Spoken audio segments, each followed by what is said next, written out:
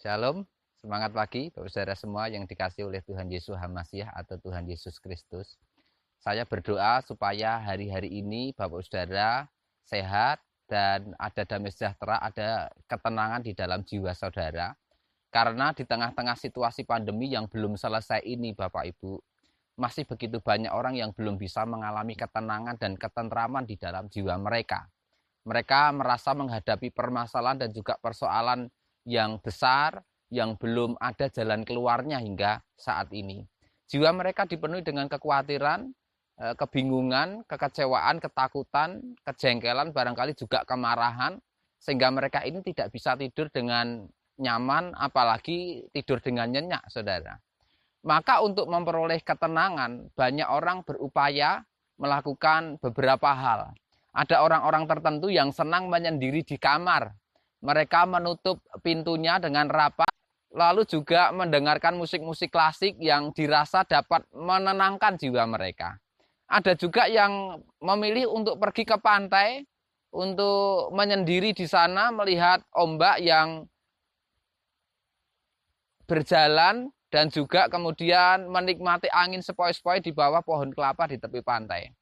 Sebagian lagi memilih untuk pergi ke pegunungan atau pedesaan yang dirasa jauh dari hiruk-pikuk keramaian dan perkotaan.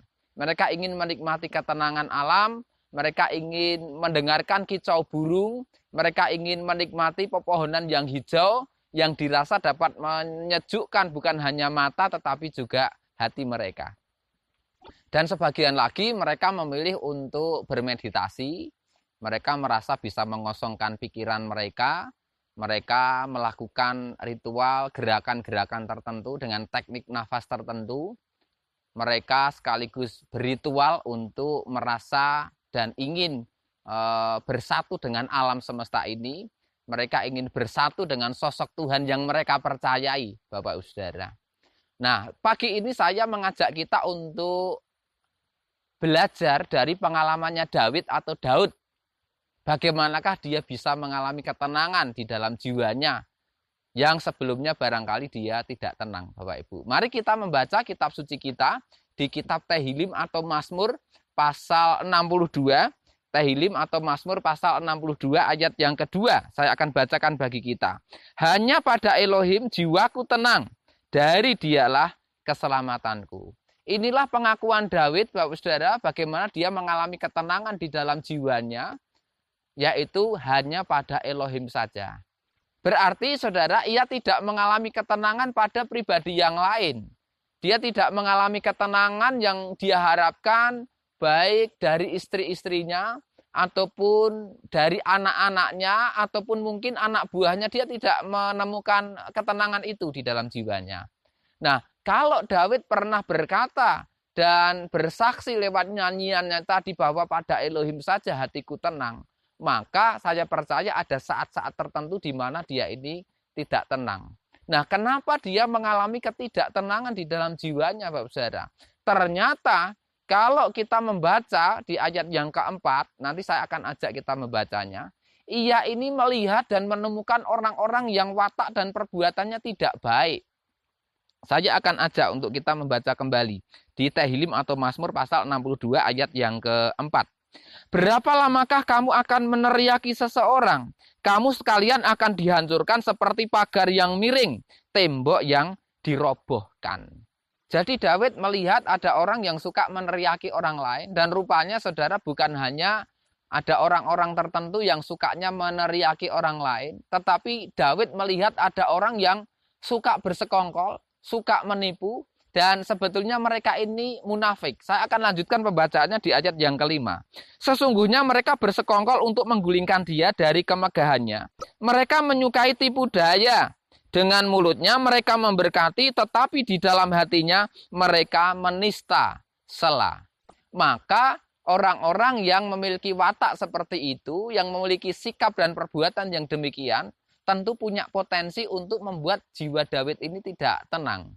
Dia dapat saja merasa tertekan, dia bisa saja diteriaki oleh orang-orang tadi, dia ditentang oleh orang-orang tadi, dia bisa mengalami kesengsaraan, dia bisa mengalami penderitaan, sehingga jiwanya tidak tenang akibat menemukan orang-orang yang demikian. Dan puji Tuhan, Bapak Saudara, Daud mengalami ketenangan di dalam jiwanya. Dia katakan tadi hanya pada Elohim. Artinya ketika dia mendekatkan diri kepada Elohim, dia bersama dengan Elohim, ketenangan itu ada di dalam jiwanya. Pertanyaannya, bagaimana di dalam Elohim atau pada Elohim ada ketenangan, Bapak Saudara? Kenapa Daud berkata seperti itu? Yang pertama, Daud menjadikan Tuhan sebagai keselamatan dan pengharapan baginya. Lalu yang kedua, Bapak Ibu Saudara, Daud ini menjadikan Tuhan sebagai batu cadas dan perlindungan yang tinggi baginya, sehingga ia tidak akan pernah digoyahkan. Kita akan baca di ayat yang ke-7 dari kitab Mazmur tadi. Mazmur pasal 62 ayat yang ke-7. Hanya dialah batu cadasku dan keselamatanku, perlindunganku yang tinggi, aku tidak akan digoyahkan. Kita melihat bagaimana Daud tidak akan digoyahkan, walaupun dia melihat dan menemukan ada orang-orang yang berpotensi untuk membuatnya tidak tenang, tetapi dia tidak akan seterusnya menjadi orang yang tidak tenang. Dia merasakan ketenangan itu dan dia berkata, aku tidak akan digoyahkan. Karena dia berharap dan menjadikan Elohim sebagai perlindungan di dalam hidupnya. Lalu yang ketiga, Bapak Ibu, kenapa Daud bisa mengatakan demikian tadi? Karena Daud mencurahkan isi hatinya kepada Tuhan. Mari kita membaca di ayat yang ke-9. Percayalah kepadanya setiap waktu, hai umat, curahkanlah isi hatimu di hadapannya. Elohim adalah perlindungan bagi kita. Selah. Kalau Daud ini lewat nyanyiannya mengajak dan memerintahkan supaya orang percaya kepada Elohim untuk kemudian mencurahkan isi hatinya kepada Tuhan, maka Daud betul-betul sudah percaya kepada Elohim dan dia mendapatkan ketenangan setelah dia ini bisa curhat kepada Tuhan. Bapak Ibu Saudara, saya percaya saudara kalau bisa curhat kepada Tuhan, bisa meluapkan isi hati saudara kepada Tuhan, apa yang saudara inginkan kepada Tuhan, jiwa saudara tenang, saudara. Ada kelegaan di dalam diri saudara. Saudara bisa nangis di hadapan Tuhan, saudara bisa bahkan mungkin juga berkeluh kesah kepada Tuhan, itu akan menenangkan jiwa saudara. Daripada saudara curhat kepada orang yang saudara percayai, sahabat saudara, namun tidak sedikit orang yang menjadi kecewa. Oleh karena apa, saudara? Ternyata apa yang dicurhatkan disampaikan dan dibeberkan kepada orang-orang lain. Kita bukannya mendapatkan solusi yang baik, tetapi justru kita dibicarakan oleh orang-orang lain. Kita yang mengharapkan ketenangan, tetapi justru semakin tidak tenang jiwanya. Mari kita baca di ayat yang selanjutnya sebagai ayat terakhir, Bapak Ibu Saudara. Di kitab Filipi pasal 4 ayat 6 sampai dengan ayat 7. Filipi pasal 4 ayat 6 sampai dengan 7.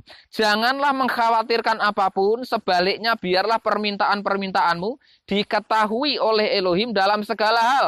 Dengan doa dan permohonan disertai ucapan syukur. Dan damai sejahtera Elohim yang melampaui segala pikiran akan menjaga hatimu dan akal budimu di dalam Hamasiah Yesua. Inilah nasihat Rasul Paulus untuk jemaat yang ada di kota Filipi, tentu juga bisa berlaku untuk kita. Supaya kita tidak mengkhawatirkan apapun. Kalau kita terlalu mengkhawatirkan apapun dalam kehidupan kita, hati kita, jiwa kita tidak akan tenang, saudara. Maka apa yang kita minta, apa yang kita inginkan, curahkan itu. Mintalah kepada Elohim. Maka Paulus tahu dan pahami, dan saya percaya saudara merasakan ketenangan dan damai sejahtera di dalam Tuhan Yesus Hamasiah itu ada di dalam diri saudara. Dan Bapak Saudara, yang terakhir, yang keempat, kenapa Daud merasa tenang di dalam jiwanya adalah karena Daud ini mengerti bahwa Tuhanlah yang menguatkannya. Daud percaya bahwa Tuhanlah yang akan bertindak sesuai dengan perbuatan yang sudah dilakukan oleh Daud dan juga oleh setiap orang. Kita baca sebagai ayat yang paling terakhir, saudara, dari Mazmur tadi pasal 62 ayat 12 sampai dengan 13. Satu kali Elohim berfirman, dua kali aku mendengarnya, bahwa kekuatan adalah milik Elohim. Kalau Daud katakan kekuatan adalah milik Elohim, maka saya percaya Daud mengerti bahwa dia bisa dikuatkan ketika dekat kepada Elohim. Dia menemukan ketenangan itu pada Elohim karena Elohim memberikan kekuatan kepadanya. Dan ayat 13.